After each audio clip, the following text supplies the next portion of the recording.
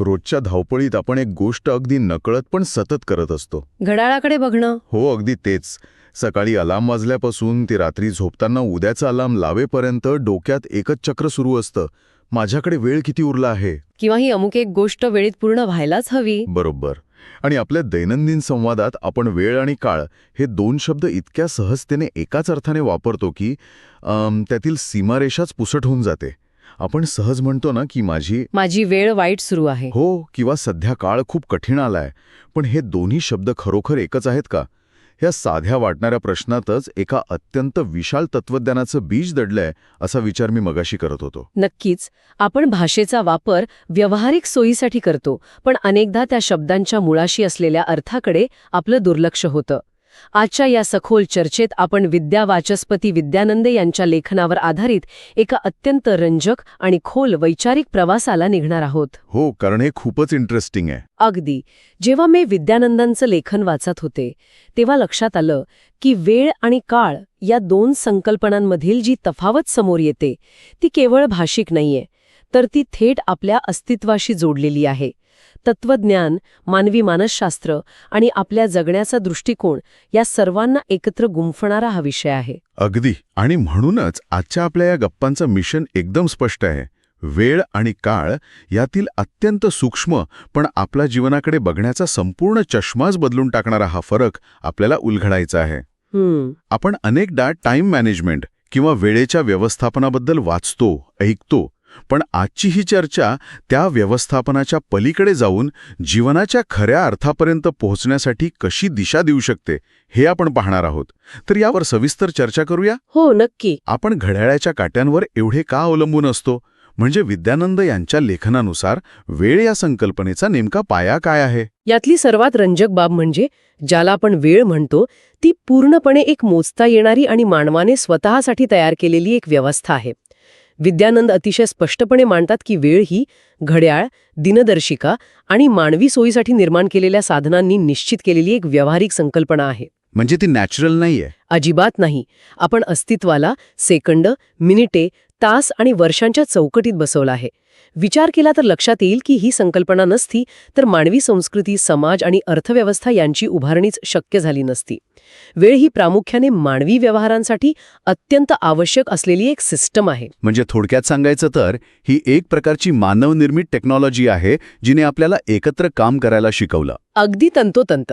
कार्यालयात जाण्याची वेळ किंवा विमान उडण्याची वेळ, एखाद्या महत्त्वाच्या बैठकीची वेळ, या सर्व गोष्टी आपण तासांच्या आणि मिनिटांच्या एका अचूक साच्यात बसवल्या आहेत. जर हे साचे नसते तर आधुनिक जगाचा गाडा चालवणं पूर्णपणे अशक्य झालं असतं. हो, पण इथेच एक मानसिक पेच निर्माण होतो बघा. विद्यानंद यांच्या मते आपण या मोजता येणाऱ्या वेळेला इतकं महत्त्व दिलं आहे की आपण स्वतःला या वेळेचे गुलाम बनवून घेतलं आहे. आपण सतत एका धावपळीत असतो कारण वेळ संपत चालली आहे अशी एक प्रकारची भीती आपल्या मनात कायम घर करून असते. इथेच खरी रंजक गोष्ट समोर येते. वेळ ही माणसाने स्वतःच्या सोयीसाठी आणि व्यवस्थापनासाठी तयार केलेली प्रणाली आहे, पण आपणच तिच्या अधीन झालो आहोत.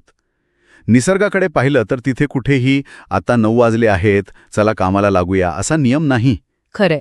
झाडे घड्याळ बघून पाने गाळत नाहीत किंवा सूर्य घड्याळ बघून उगवत नाही.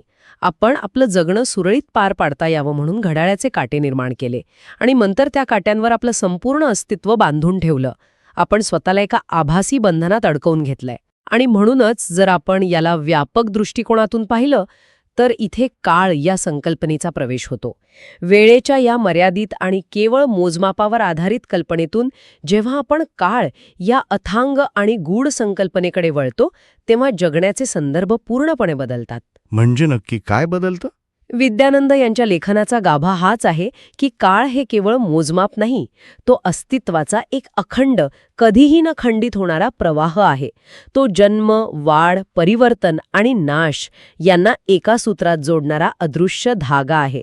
तो घड्याळाच्या टिकटिकमध्ये अडकत नाही. हे खूपच सखोल आहे. म्हणजे काळाला आपण स्मार्टवॉचमध्ये किंवा कॅलेंडरच्या पानांवर बंदिस्त करू शकत नाही. तो थांबवता येत नाही, तो फक्त अनुभवता येतो. पण मला इथे एक प्रश्न पडतो. बोला ना.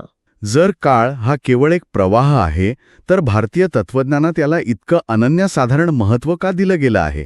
विद्यानंद याबद्दल काय मांडणी करतात? अत्यंत महत्त्वाचा मुद्दा त्यांनी उलगडला आहे.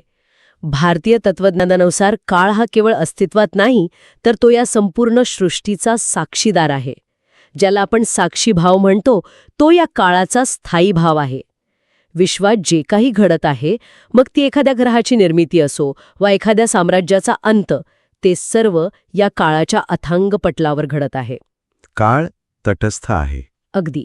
तो केवळ पाहतो.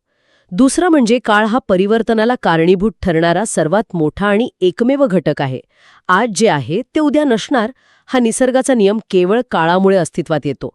आणि तिसरं, जीवन आणि मृत्यूच्या चक्राला चालना देणारी ती एक सार्वत्रिक ऊर्जा आहे. हे समजावून सांगण्यासाठी माझ्या डोक्यात एक रूपक येत आहे. सांगा. आपण जे रोजचं जीवन जगतो त्यातली वेळ ही आपण रोज वापरत असलेल्या बादलीतल्या पाण्यासारखी आहे. आपण ती अत्यंत काळजीपूर्वक मोजून वापरतो, गरजेनुसार साठवतो, त्याचं नियोजन करतो. माझ्याकडे आज 2च तास शिल्लक आहेत असं आपण म्हणतो. बरोबर. पण काळही एक विशाल, कधी न थांबणारी नदी आहे किंवा एक अथांग महासागर आहे. त्या प्रवाहाची कोणतीही मोजदाद होऊ शकत नाही. आपण फक्त त्या प्रवाहाचा एक छोटासा भाग असतो. हे रूपक या विषयाची गुंतागुंत खूप सोप्या पद्धतीने समोर आणतं. अडचण ही आहे की आपण आयुष्यभर केवळ त्या बादलीतल्या पाण्याचाच विचार करत राहतो आणि आपण एका महासागरात तरंगत आहोत याचा आपल्याला विसर पडतो. याच दृष्टिकोनातून विद्यानंद यांनी वेळ आणि काळ यांच्या 4 मूलभूत फरकांची मांडणी केली आहे. जे केवळ तात्विक नाहीत, तर मानवी मानसशास्त्र समजून घेण्यासाठी खूप महत्वाचे आहेत. अगदी. तर हे जे 4 फरक आहेत ते या चर्चेत कायमचे कोरले जावेत, यासाठी आपण त्यांची सविस्तर चर्चा करूया. त्यांच्या लेखनातील पहिला फरक जो समोर येतो तो आहे मोजमाप विरुद्ध प्रवाह. होय. आपण मगाशी म्हटल्याप्रमाणे आपण प्रत्येक गोष्टीचा मोजमाप करण्याच्या मागे लागलो आहोत. वेळ ही मोजता येते. आपण म्हणू शकतो की मला हे काम पूर्ण करण्यासाठी 30 दिवस लागतील. मानवी मन नेहमीच मोजमापात सुरक्षितता शोधतं. जेव्हा आपल्याला एखाद्या गोष्टीचा अचूक आकडा मिळतो तेव्हा आपल्याला वाटतं की आपलं त्या गोष्टीवर नियंत्रण आहे. पण काळ हा मोजता येत नाही. नाही. तो फ्लो आहे, एक प्रवाह आहे. तो सेकंदांमध्ये किंवा वर्षांमध्ये अडकत नाही. तो एका सलग गतीने पुढे सरकत असतो. काळावर आपलं कोणतंही नियंत्रण नसतं आणि नेमकी हीच गोष्ट माणसाला अस्वस्थ करते. आणि यातूनच तो दुसरा अत्यंत महत्वाचा फरक निर्माण होतो. मानवी निर्मिती विरुद्ध वैश्विक सत्य. वेळ ही माणसाने तयार केलेली व्यवस्था आहे. ही संपूर्णपणे एक मानवकेंद्रित निर्मिती आहे. पण काळ हा विश्वाच्या अस्तित्वाशी निगडीत असलेला नैसर्गिक नियम आहे. तो एक वैश्विक सत्य आहे. अगदी बरोबर. पृथ्वीवर माणूस अस्तित्वात येण्यापूर्वी लाखो वर्षे काळ होता आणि मानवाच्या नंतरही काळ राहणारच आहे. आपण कितीही प्रगत घड्याळे बनवली तरी आपण काळाला बांधू शकत नाही. हे सत्य माणसाच्या अहंकाराला छेद देणारं आहे. आपण निसर्गावर विजय मिळवल्याचा दावा करतो, पण काळासमोर आपण अत्यंत हतबल असतो. आणि म्हणूनच तिसरा फरक समोर येतो, जो आपल्या रोजच्या जगण्याशी निगडीत आहे. व्यवहार विरुद्ध तत्वज्ञान. विद्यानंद अतिशय मार्मिकपणे सांगतात की वेळ ही रोजच्या व्यवहारासाठी उपयोगी आहे. ती आपल्याला सांगते की ट्रेन किती वाजता आहे, बँक कधी बंद होणार आहे. पण काळ हा थेट जीवनाच्या तत्वज्ञानाशी जोडलेला आहे. तो आपल्याला या विश्वात आपलं नेमकं स्थान काय आहे, आपली व्याप्ती किती मर्यादित आहे याची सतत जाणीव करून देतो. वेळ तुम्हाला एक यशस्वी व्यावसायिक बनवू शकेल, पण काळ तुम्हाला एक प्रगल्भ माणूस बनवतो असं आपण म्हणू शकतो. अगदी अचूक. हे खरोखरच विचार करायला लावणारं आहे. वेळ जगण्याची व्यवस्था लावते, पण काळ जगण्याचा अर्थ सांगतो. आणि या सगळ्यातून चौथा फरक समोर येतो, जो कदाचित सर्वात जास्त परिणामकारक आहे. मर्यादा विरुद्ध अनंतता. वेळेला सुरुवात आणि शेवट असतो. आपली डेडलाईन असू शकते, आपलं वय असू शकतं. ही एक स्पष्ट मर्यादा आहे. पण काळ अनंत आहे, तो अखंड आहे. त्याला ना सुरुवात आहे ना शेवट, तो फक्त आहे. पण मला सांगा, ही अनंततेची कल्पना मानवी मनासाठी थोडी भीतीदायक किंवा नैराश्य आणणारी नाही का? कारण या अनंत काळासमोर आपलं आयुष्य अगदीच क्षुल्लक वाटतं. वरवर पाहता तसं वाटू शकतं. अनंततेची कल्पना माणसाला भीतीदायक वाटू शकते, कारण त्यात आपलं अस्तित्व अत्यंत लहान भासतं. पण विद्यानंद यांच्या लेखनाचा हाच तर सर्वात मोठा आणि सकारात्मक पैलू आहे. जेव्हा आपण काळाच्या ह्या अनंततेचा स्वीकार करतो तेव्हा ती भीती राहत नाही, तर ती एक प्रकारची मुक्ती बनते. मुक्ती म्हणजे तणावापासून मुक्ती? हो, आपल्यावर असणारा अनावश्यक ताण, आपण स्वतःला दिलेलं अवाजवी महत्त्व, हे सगळं त्या अनंततेच्या जाणीवेने गळून पडतं. पण या सेवड्याचा नेमका अर्थ काय? म्हणजे ही सगळी तात्विक चर्चा ऐकायला खूप भव्य वाटते. पण रोजच्या धकाधकीत लढणाऱ्या, लोकलने प्रवास करणाऱ्या, ऑफिसच्या डेडलाईन्स पाळणाऱ्या व्यक्तीने यातून काय घ्यायचं? जर आपण काळासमोर एवढंच क्षुल्लक आहोत, तर मग रोजच्या प्रयत्नांना काही अर्थच उरत नाही का? हाच तर या संपूर्ण चर्चेचा केंद्रबिंदू आहे.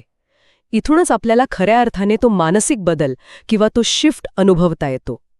आपण मगाशी जे म्हणालो की माणूस आयुष्यभर फक्त वेळेच्या मागे धावत असतो, पण त्या धावपळीत तो काळाच्या शिकवणीकडे पूर्णपणे दुर्लक्ष करतो.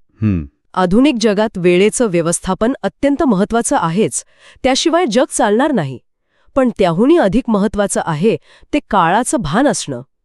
काळाचं भान असणं म्हणजे निराश होणं नाही, तर एका व्यापक सत्याचा स्वीकार करणं आहे. काळाचं भान असणं या संकल्पनेचा थोडा अधिक उलगडा करूया. हे भान रोजच्या आयुष्यात नेमकं कसं लागू होतं? विद्यानंद यांच्या लेखनातून काळाच्या 3 अत्यंत महत्त्वाच्या शिकवणी समोर येतात. पहिली गोष्ट, काळ आपल्याला सतत आठवण करून देतो की प्रत्येक क्षण बदलत असतो. भारतीय तत्वज्ञानात याला अनित्यता म्हटलं आहे. जे आज आहे ते उद्या तसेच्या तसे राहणार नाही. बरोबर, हा निसर्गाचा नियम आहे. दुसरी गोष्ट जी यातूनच जन्माला येते ती म्हणजे कोणतीही स्थिती कायमस्वरूपी नसते. आपण जेव्हा खूप मोठ्या संकटात असतो तेव्हा आपल्याला वाटतं की हे दुःख आता कधीच संपणार नाही, किंवा जेव्हा आपण यशाच्या शिखरावर असतो तेव्हा आपल्याला वाटतं की हे यश कायम टिकेल. पण काळ आपल्याला शिकवतो की सुख असो वा दुःख, यश असो वा अपयश, ते एका ठराविक काळानंतर बदलणारच आहे. अगदी. म्हणजे जेव्हा आपण फक्त वेळेचा विचार करतो तेव्हा आपण एका प्रचंड तणावाखाली असतो. माझं वय वाढत चाललंय आणि मी अजून काहीच साध्य केलं नाही, किंवा ही कठीण वेळ कधी संपणार. पण जेव्हा आपण काळाचा विचार करतो तेव्हा आपल्याला एक प्रकारची स्थिरता मिळते, कारण आपल्याला हे जाणवतं की हा फक्त एक टप्पा आहे आणि तो बदलणार आहे. काळाच्या या अखंड प्रवाहात आपले ताणतणाव हे केवळ पाण्यावरच्या बुडबुड्यांसारखे आहेत. अगदी बरोबर. आणि म्हणूनच काळाची तिसरी शिकवण अत्यंत महत्त्वाची ठरते. जीवन हा एक सतत चालणारा प्रवास आहे, तो कुठेही थांबत नाही. तुम्ही एखाद्या टप्प्यावर अपयशी ठरलात तरी काळ तिथे थांबत नाही, तो तुम्हाला पुढे घेऊन जातो. जेव्हा आपण साक्षी भाव अंगीकारतो, म्हणजेच काळाप्रमाणेच आपल्या स्वतःच्या आयुष्याकडे एका तटस्थ आणि शांत दृष्टिकोनातून पाहायला शिकतो, तेव्हा आपण खऱ्या अर्थाने जगण्याचा आनंद घेऊ शकतो. आपण वेळेचे गुलाम न राहता काळाचे साक्षीदार बनतो. हो, हे ऐकताना मला एक गोष्ट प्रकर्षाने जाणवत आहे. आपण नेहमी म्हणतो की टाइम इज मनी, वेळ म्हणजे पैसा. पण जर आपण विद्यानंद यांचं हे तत्वज्ञान पाहिलं तर लक्षात येतं की वेळेची तुलना पैशाशी होऊ शकते, कारण पैसाही मोजता येतो आणि वेळही. हो, बरोबर आहे. पण काळ ही एक पूर्णपणे वेगळी संपत्ती आहे. ती मोजता येत नाही, ती फक्त अनुभवता येते. आणि म्हणूनच या पूर्ण चर्चेचा निष्कर्ष अत्यंत सुंदरपणे त्यांच्या लेखनातून समोर येतो. वेळेचा योग्य उपयोग करून, तिचे काटेकोर नियोजन करून आपण आपलं जीवन सुकर करू शकतो, म्हणजेच व्यावहारिकदृष्ट्या सोपं आणि सोयीस्कर करू शकतो. पण केवळ सुकर जीवन म्हणजे परिपूर्ण जीवन नव्हे. काळाचं आकलन करून, अनित्यतेचं हे तत्वज्ञान समजून घेऊन आपण आपलं जीवन खऱ्या अर्थाने सार्थक आणि अर्थपूर्ण बनवू शकतो. वेळेने जीवन सुकर होतं आणि काळाने जीवन सार्थक होतं. हे एक वाक्य या संपूर्ण विचारांचं अगदी अचूक सार आहे. होय. घड्याळातील वेळ सांभाळताना, म्हणजे आपले रोजचे व्यवहार, आपल्या जबाबदाऱ्या अत्यंत व्यवस्थित पार पाडतानाच आत कुठेतरी काळाच्या अथांग प्रवाहाची जाणीव सतत जागृत ठेवणं, हेच एका खऱ्या अर्थाने जागरूक आणि समृद्ध जीवनाचं रहस्य आहे. तो माणूस आयुष्यातील छोट्या छोट्या संकटांनी खचून जात नाही आणि मोठ्या यशाने हुरळूनही जात नाही. तो घड्याळाच्या काट्यांसोबत धावतो नक्कीच, पण आतून तो अत्यंत शांत असतो. आणि ही शांतता कोणत्याही दुकानात विकत मिळत नाही किंवा ती कोणत्याही टाईम मॅनेजमेंटच्या पुस्तकातून शिकता येत नाही. ती केवळ या वैश्विक सत्याच्या स्वीकारातूनच येते. या अत्यंत प्रगल्भ आणि शांत करणाऱ्या निष्कर्षासह आपण आजच्या या वैचारिक प्रवासाच्या अंतिम टप्प्यात पोहोचलो आहोत. आपण वेळेच्या मर्यादित मोजता येणाऱ्या कल्पनेपासून ते काळाच्या अनंत अखंड प्रवाहात एक अत्यंत रंजक प्रवास केला. विद्यावाचस्पती विद्यानंद यांच्या लेखनाने खरोखरच एका वेगळ्याच वास्तवाची ओळख करून दिली. नक्कीच.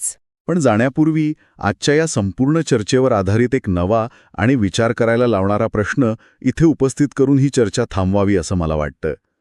जर वेळ ही केवळ काळाच्या प्रवाहातून मार्ग काढण्यासाठी आपणच बनवलेली एक मानवनिर्मित व्यवस्था असेल, तर जेव्हा आपण घड्याळ विसरतो, निसर्गाच्या सान्निध्यात अत्यंत शांत बसतो आणि वेळेचं मोजमाप पूर्णपणे विसरून जातो, तेव्हा काय घडतं? तो अनुभव केवळ एक मानवनिर्मित चौकटीतून बाहेर पडण्याचा नसून खऱ्या अस्तित्वाचा, त्या अनंत काळाचा थेट स्पर्श असण्याची शक्यता नाकारता येत नाही. हे खूपच सुंदर आहे. हां, खरोखरच एक असा विचार आहे ज्यावर प्रत्येकाने स्वतःच्या एकांतात शांतपणे विचार करायला हवा. आजच्या या अत्यंत रंजक आणि सखोल चर्चेत सहभागी झाल्याबद्दल खूप आनंद वाटला. अशाच एका नवीन आणि विचार करायला लावणाऱ्या विषयासह पुन्हा भेटू. तोपर्यंत रोजच्या जगण्यात वेळेचा आदर आणि आतून काळाचं भान जपणे हाच खरा सुवर्णबध्य आहे.